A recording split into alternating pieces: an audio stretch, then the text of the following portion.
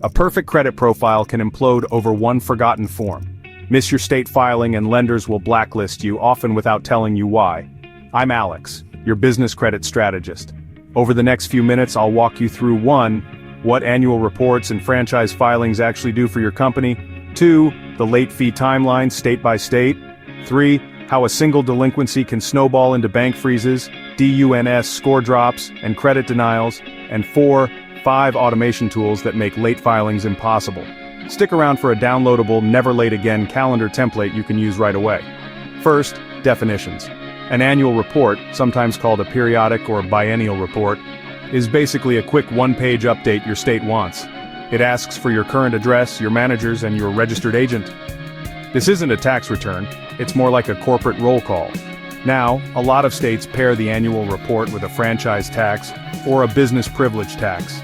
Think of it as a membership fee just for the right to exist. Miss either one, and the state hits the alarm. So, what happens when you're late? Here's the typical penalty clock. Day 1 late, you get a $50 fee. By day 61, your status officially flips to delinquent. Day 91, you're administratively dissolved. Wyoming gives you 60 days. In Florida, you get until the 3rd Friday of September. Delaware? They'll slap you with a $200 penalty on June 1st. The moment your status says delinquent, every lender API pings that data. Underwriters see a bright red flag.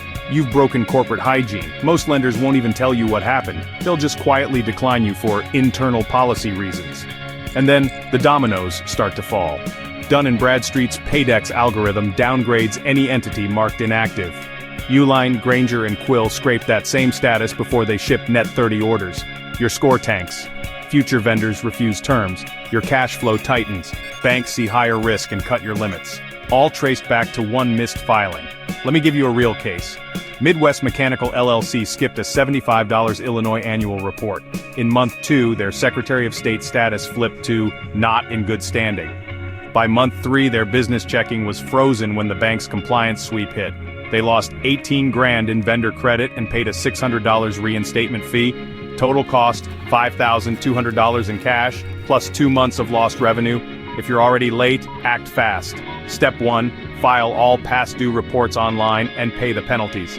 Step 2, grab a tax good standing letter if your state requires it. Step 3, send your reinstatement certificate to every creditor. Depending on your state, you could be back in good standing in 24 hours, or it could take up to 30 days. But honestly, it's way better to never be late. Here are 5 tools under $20 a month that keep you on track. 1. ComplianceCalendar.io syncs all your due dates with Google.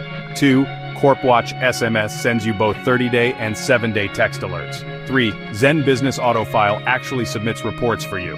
4. QuickBooks Tasks tracks franchise tax. 5. I've got a free Airtable template linked below that scales for multi-state holdings. If you're foreign qualified in multiple states, here's a bonus. Stagger your filing dates by changing your fiscal year in your non-home states. That way, all your reports don't collide in April. Annual reports look trivial until they strangle your credit line.